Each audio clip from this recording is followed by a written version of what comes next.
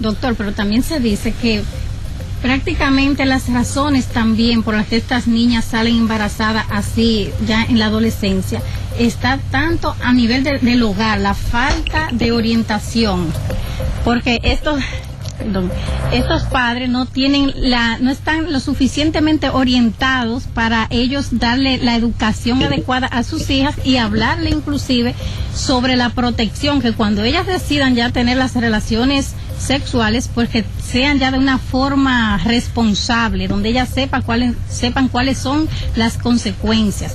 Y también se dice que lamentablemente estas niñas viven tanto a nivel de sus compañeros, lo que ellas escuchan a diario, lo que ellas ven en la televisión, en el cine, en las revistas, o sea que para esos medios generalmente lo ven como normal que las adolescentes ahora tengan las relaciones temprana, inclusive antes del matrimonio. ¿Qué se puede hacer entonces en ese caso? Bueno, es real, es una problemática que ya debe ser vista como un problema de salud pública. O sea, el sexo a temprana edad no es un problema bastante serio y viene acompañado de, como bien ustedes dicen, de lo que son la pérdida de los valores en la familia. Y no solamente los valores en la familia, sino que no se encuentra a estas pacientitas, a esa masa poblacional, quien le hable de sexo.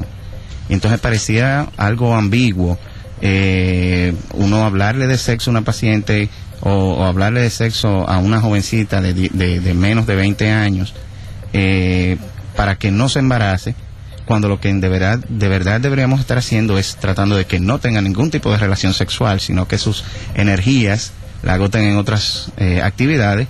Pero lamentablemente es un problema y que nosotros no podemos cerrar los ojos ante ello, sino que seguir con lo que nosotros tenemos y también hablarle de sexo, hablar cómo se previene un embarazo y hablarle no solamente que es el embarazo, las enfermedades de transmisión sexual, el SIDA, la hepatitis, o sea, hay enfermedades, una cantidad enorme de enfermedades que se pueden contraer solamente por iniciar las relaciones sexuales.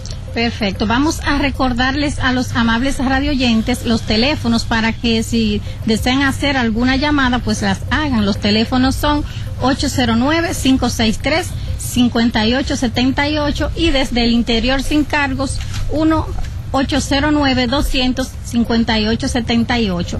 Y recordarles que el doctor Roberto Alexander Rodríguez es médico ginecólogo obstetra, quien labora en el Centro Médico UCE y en el Hospital Luis Eduardo Aybar. Y que si desean también alguna consulta con nuestra colega, la doctora Nancy Mateo, pues ella labora en el Centro Médico Dominico Cubano. Doctora, dígale los teléfonos también para si desean llamarle. 809-221-5501, extensión 234. Doctor, ¿la morbilidad en estas pacientes es mayor o igual a las pacientes con edad gestacional adulta? Bueno, los datos que se tienen en las pacientes adolescentes, que la morbilidad aumenta en los dos extremos de la vida. O sea, es mucho más frecuente tener una mortalidad materna en una paciente adolescente que tenerla en una paciente hábil o en una paciente, o sea, ya adulta. Eso es mucho mayor.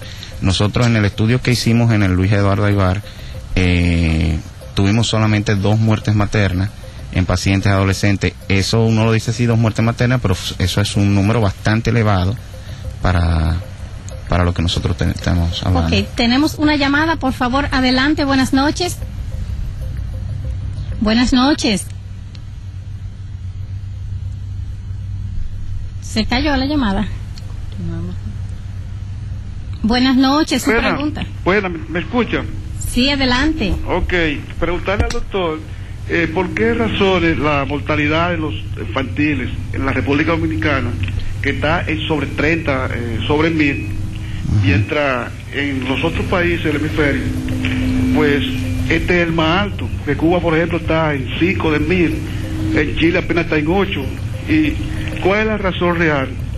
Por una parte, y lo otro es el maltrato que reciben los niños cuando las embarazadas menores, que comienzan a ser rechazadas por los padres y maltratadas por los padres, a veces transitada a la calle, ¿qué efecto puede eso traer sobre la criatura? Gracias.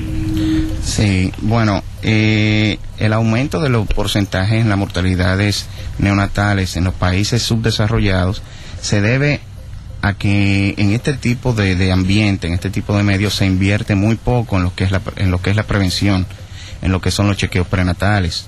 Entonces, si se invirtiera un poco más, si nosotros tuviéramos un personal adecuado antes de que se nos presenten los problemas, o sea, antes de que esa paciente llegue al hospital, que sea vista por por un especialista, de eso se iría disminuyendo. O sea, la falta de personal capacitado tratando ese tipo de pacientes es lo que provoca que el aumento de la morbilidad en este tipo de medios. En cuanto a lo que le pasa a las pacientitas adolescentes embarazadas cuando son, como usted dice, ellas sienten el rechazo, no solamente de su familia, sino de todo su entorno, psicológicamente se ven muy afectadas, produciendo unas depresiones increíbles. O sea, la pacientita, si no es bien llevada, si no es tratada con un psicólogo, si no tiene un cuadro o un núcleo familiar sólido, es una paciente que va a tener anemias, va a presentar de todo tipo de patologías que se presentan en el embarazo y que pueden y afectan bastante a lo que es la criatura. Por eso vemos que en la cantidad de pacientes que tuvimos embarazadas en el Luis Eduardo Aybar, la gran mayoría de patologías que se vieron en neonatos, en los productos, eran de pacientes adolescentes. Pues bien, vamos, doctor, a una pausa y en un momentito retornamos con el tema, como ya se dijo, embarazo en adolescentes. Desde las poderosas neuronas hasta los más complicados circuitos naturales del cuerpo humano. Así es Conexión Tecnológica, su contacto con el mundo de la ciencia y la tecnología. A continuación les brindaremos Avances en Medicina. ¿Qué tal, amigos? Esta semana en Avances en Medicina hablaremos del almacenamiento de sangre. Desde Washington les saluda María de Los Ángeles Franco.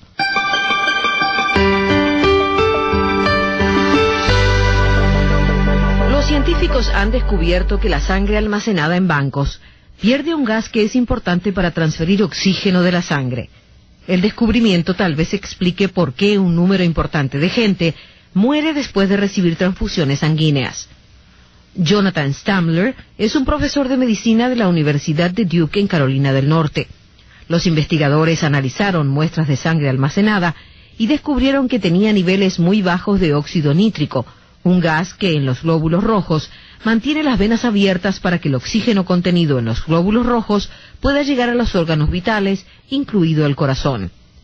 En un estudio publicado en Proceedings de la Academia Nacional de Ciencias, Jonathan Stamler y sus colegas informan que el óxido nítrico en la sangre comienza a degradarse casi inmediatamente después que la sangre es almacenada.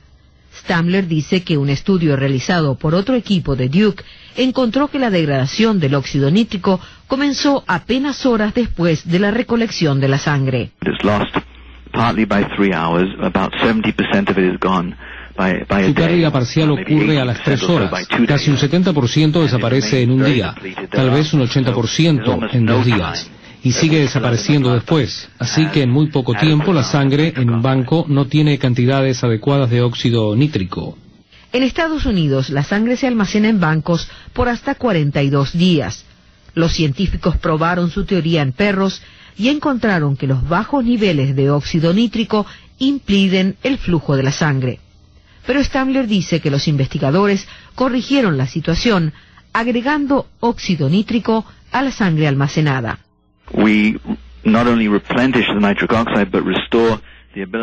No solo repusimos el óxido nítrico, sino que restauramos la capacidad de los glóbulos rojos de dilatar los vasos sanguíneos.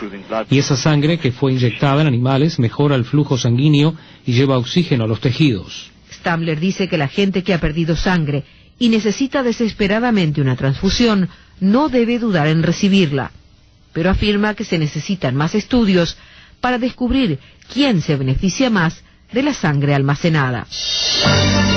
Y esto es todo por hoy. Desde Washington, María de Los Ángeles Franco se despide, deseándoles buena salud.